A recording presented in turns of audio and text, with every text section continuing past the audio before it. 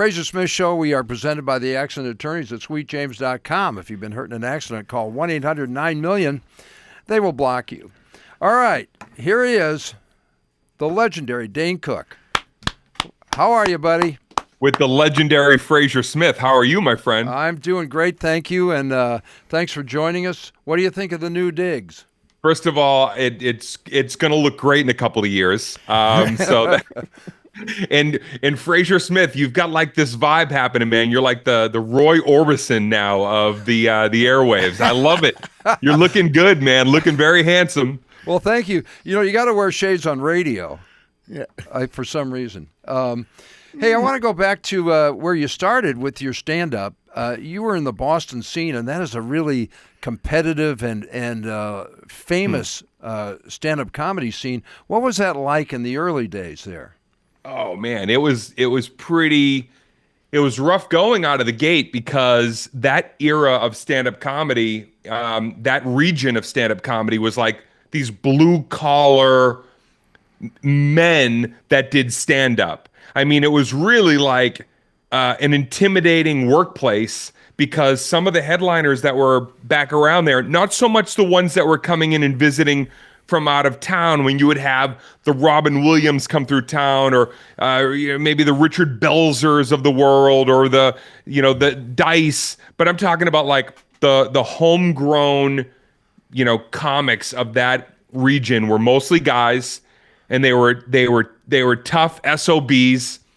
And if you didn't come and deliver not only for their crowd, the crowd they brought in, but if you didn't make them look good on their own show, you were on the fast track to Gloucester.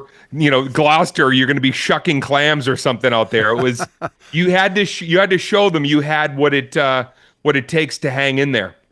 Yeah, that's known as a really tough scene to come out of. So when you were starting out, that probably wasn't easy, but it probably is what helped shape you into a great comic, right? Because you had to kind of fight your way up. It shaped me into the best mediocre comic I could be at the beginning. I was, you kind of would put yourself in that tier of like, oh, you know what? I'm the bottom of the totem pole, but I think I'm at least clinging with my legs hanging in the air. I'm not quite on the ground. But listen, it incentivized you. It incentivized you. And guys like Patrice O'Neill and Bill Burr and Gary Gulman and, some of the, ones that made it out of the comedy pit, so to speak, we all knew that if you didn't come to work, that it was going to be a hobby that wasn't going to embrace you for very long. Okay, and then you after Boston, you went to New York for a while, right? Yeah, it really was kind of interesting because I was dating this girl, and I was sort of like playing house. I was really getting settled into being like this local, mid-tier feature comedian, and I'd fallen in love with this girl. And I'm living with her. I'd never lived away from home, and I'm playing house. But I know in my heart, I'm like, I should probably be going on the road beyond just New England. Maybe I should be going to New York City. But I was a little intimidated. I didn't know if I was ready. And then I came home a day early from a gig that was supposed to be up in northern Maine. Uh-oh. And when I walked into the house, let's just say she wasn't expecting me to come home, and I could hear the throes of passion coming from the basement.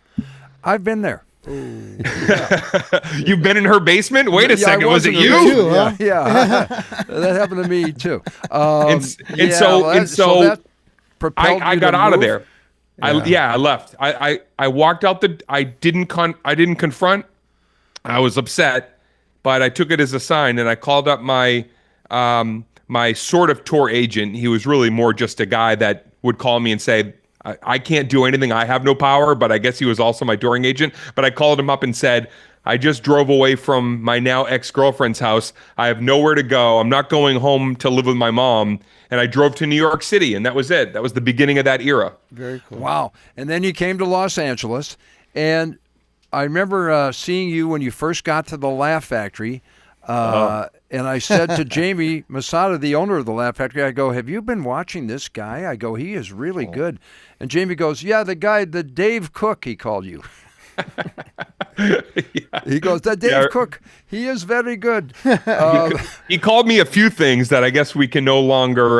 We can't really. He had some interesting nicknames and slogans and terms, but he was.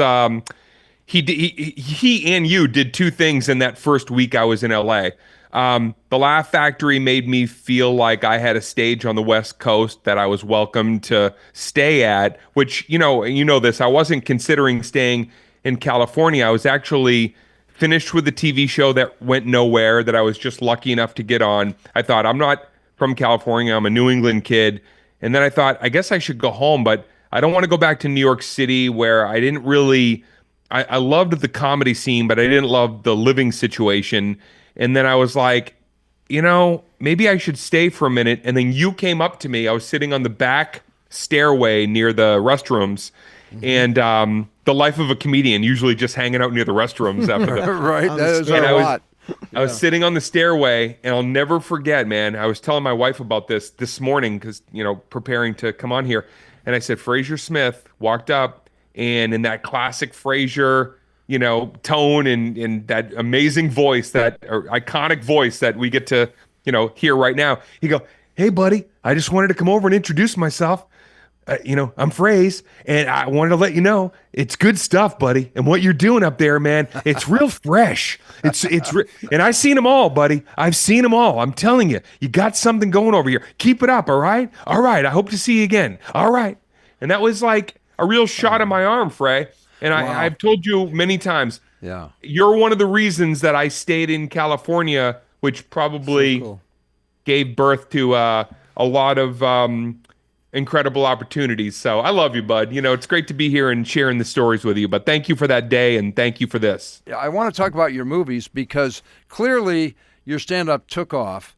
And then you were in a series of movies, and Good Luck Chuck, My Best Friend's Girl, and then you played Mr. Brooks. In Mr. Brooks, you played the bad guy. Yeah. I got to be the villain. There was a time in my life where I was young and sexy, and I took full advantage of that. I was like, with this kid with a big Irish head and some, childhood acne scars, I thought, I'm never going to be on a movie. I really didn't think. I used to tell people, I was like, I'm suited for TV because you won't have to really look at my face up close. So, yeah, definitely the classic comedian who is suffering from, insecurity and all the sort of voids that we all carry as comics in us. And then lo and behold, some directors who either were, smart or stupid enough to say, do you want to do a movie? And not only did it work in my favor, but then I got to go on a really incredible decade-long run and do films like Waiting and Mr. Brooks and London and My Best Friend's Girl, and did some drama, got to do some dramatic television, and it keeps me working on that side of the camera till this day. I will tell you, it was nothing is as much fun as stand-up in that era of doing, a decade of arena shows and great college gigs and blah, blah, blah, and of course the Factory and the Comedy Store and the Improv. But being able to do some movies, growing up loving them, and then sharing screen time with some of my friends who I got to put in roles around me. It was a blast. Yeah, and you were great in Mr. Brooks as the bad guy. It's kind of fun to play a bad guy, isn't it? You need the bad guy. Yeah, man, it was fun to play the bad guy, and it was also like I got to work with the icon, the legend, the GOAT, Kevin Costner. Yeah, and I learned a lot about the industry from him. And his friendship to this day is really meaningful to me. And he took a flyer on me, man. He didn't, he knew me as a comedian. I had to submit a tape. I went on tape. I just, auditioned in a trailer in Albuquerque while I was on Employee of the Month. I sent my tape. I had a great agent at the time who was on the come up, who's still, an incredibly prolific person in the business, Jeremy Plager. And Jeremy personally took my tape to Kevin Costner's house and said, I think you should really look at this because Dane is a comedian, but he really put what you needed into this. And Costner called me when I was in Albuquerque and said, you really want this? I said, man, I believe in my heart that I could give you what you need for this role, and it won't be comedic. It'll be this and this, and I'm going to gain some weight, and I'll grow a scraggly beard, and I don't need to look good. You can make me look like, I've been, sort of like beaten down by life. And he said, I'll see you in Shreveport in 8 weeks. And next thing you know, we were there. That's awesome, man. Into the gig on the call. You were great in that part. Now, you mentioned some of the big venues that you played, and of this era, you were really the first to. I remember Dice played, I think, Madison Square Garden, but you were the first that I remember from this era that played Boston Garden and Arenas, played MSG. What was that like, coming from playing small clubs and all of a sudden you're playing in the biggest venues? The money's better. Yeah. and yet somehow the taxes are higher. That's sort of unfair. Yeah. I finally made more, and now you take more. How does that work? No, it was a pipe dream come true. So you're sharing this with people like yourself who believed in me, people like my family who believed in me when certainly there wasn't a lot to believe in at the beginning. But I will tell you, what was so unique to that era for me, and I can say this now, I guess back then I would have sounded more arrogant saying it in the moment, but now that I'm a old bull, which makes you a very old bull, I'm the very oldest old. bull. Yeah. Yeah, you're. A lot of bull around here. I think There's a lot of bull going on around here. Yeah, a lot of bull. I think really what was special about it is, Dice built it because not only was he such a powerful performer, but he also had the power of HBO and a lot of visibility on his side. I did not. I did not have, I got HBO because I was becoming an arena comic. They filmed me sort of like emerging. I really did it as the ultimate punk rock grassroots, starting in a little dingy spot, and the word of mouth and the show that I built put me in the biggest, greatest room in the world, which was Madison Square Garden. So it was pinch me moments every day for a long time. Yeah, that is awesome. You were also, people always bring this up about you. You were one of the first, maybe the first person that I saw that broke via social media. Yeah. And there was no such thing before me. There was no social media. No. Do you remember this? You used to tell me, you used to say, mention my website. And I would, when I was bringing you up, and I would go, well, what's a website?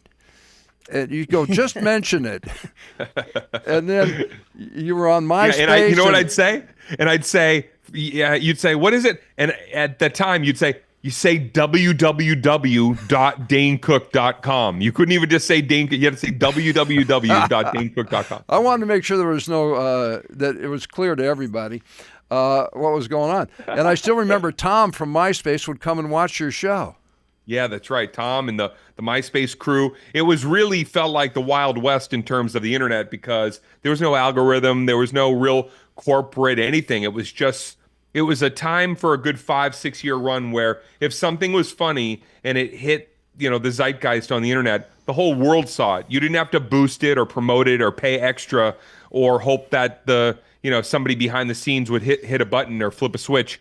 You could set the world on fire with one great visual or audio clip. So it was amazing, man. It was a great time. Yeah, man, you were the first to use it that I saw, and it really worked. Buddy, you have a new documentary coming out about a subject that is fascinating and spellbinding about what happened with your brother and the money. Yeah. It's we're going out to, as they say in the industry, the market next week. We've worked on it for 4 years. It's the story of not only how I hit the rare air of a stand-up comedy, mesmerizing moment in my career in the history of stand-up, but then what happens when the very person you're putting all your faith and trust in is not a good person, nefarious. So we shot the documentary over 4 years. I don't want to say what the title is yet, but we have an amazing title. I love it. And we go out to the market next week. So I hope in the next couple of weeks, maybe you're coming on here and letting people know we partnered up with this streamer or this festival, and then the world will get to see, one way or another, the world is going to get to see it this year. So I'm excited. Well, everybody is fascinated by what happened there, and your brother stole a large amount of money from you. And people kind of know that, but they don't know all the details. So I think this will be something that's really interesting to a lot of people. Yeah. I think that it's obviously a story of betrayal, but really I think what most people are getting out of it that we've shown it to is, everybody in life, we all have these opportunities to kind of close up shop and say, you know what, I did it and it either broke down or it didn't work or it was taken away from me or a storm came and, I no longer have that comfortable living, space that I had. But the reality of life is that's where the beginning of your life is. It shouldn't feel like a cul-de-sac moment, which it did for me for a while. It actually felt like a moment that defined me as a man and as a performer, which brings me to now, this year that I'm the happiest and healthiest I've ever been, both career and personal. And when you see this documentary and when people watch it, it might, it might be a gut punch for some people because it's very emotional, but it's also very funny. It's a very funny story as well as a cautionary tale. And probably cathartic in a way, right? Definitely cathartic. Yeah. Yes, absolutely. I can't wait. I can't wait to see it. Yeah, man, I can't wait to share it with you, Frey. You'll be one of the first to see it when we have our screening. Man, that is awesome, and we wish you the best with that. Kind of on a sad note, a good friend of ours just passed away, and I know he directed your special, or maybe a couple of your specials. Marty Callner. Yeah. Marty Callner, man. The great Marty Callner. What a great guy. Oh, man, he truly was a great person. To narrow it down, he was a great person. I'll keep it quick, but going backwards, we reconnected on Clubhouse during the COVID era when everybody was sort of just like, stuck at home and looking for ways to connect with other people. And Clubhouse was like sort of like that live, almost like what those old party lines used to be, but for the internet. And Marty and I reconnected, and pretty much every night for a year or more, we would get online and people could ask him questions about his career and directing and all the musicians and the legendary artists that he put on the map.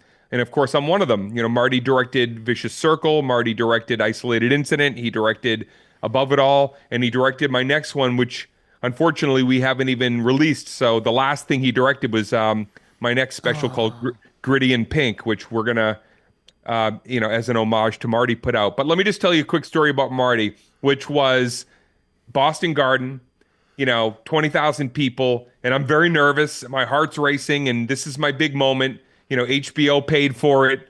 Marty Callner believed in me and said, I'm going to direct it. And I came off stage after the first of the two shows, and Marty was sitting in the van where they have all the, all the whistles and bells, the TV screens, and they're recording it, and he's sort of directing it from the van, as they say. And I was, came off this moment. I'm just on cloud 19. And Marty sits back in the van, and he looked at me, and I walked in, and the first thing he did, he looked at me, and he goes, "It was pretty good." That was Marty. That was Marty, yeah. And that's all you needed. You knew that was like, it was pretty good. That's a big compliment from Marty. That comes from the legend. That is a great compliment. Yeah, that means, and I saw moments, by the way, I saw other moments, fortunately not in my career, but maybe even a couple of shows where he'd come see me practice, and I'd come off, what do you think of that set? And he'd shrug and just go, yeah. Like, that was like, nah, that wasn't it. Like, that was but Marty. He was the GOAT. He was the GOAT, man. He really the great was, Marty man. Callner. We love him. Yeah, we do. And we love you, and thank you so much for joining us today. Dane, I can't wait for the documentary. Everyone's excited about it. And we want to have you back on when that comes out or when you find out you have a deal. So I hope you can do that. And we just thank you for joining us today. Yeah. Let me say this before I go. Frazer Smith, okay, I don't want to get emotional, but you are a GOAT. You are a legend.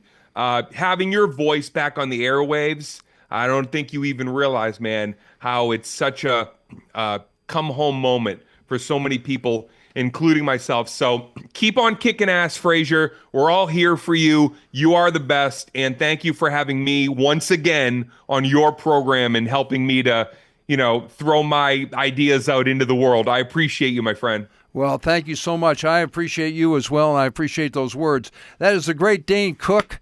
We'll be looking for his new documentary coming out soon. This is the Frazer Smith Show. Thank you, Dane. We are presented by the Accident Attorney Suite, James.com. If you've been hurt in an accident, call 1-800-9-MILLION. Ask for Dane Cook or Mel.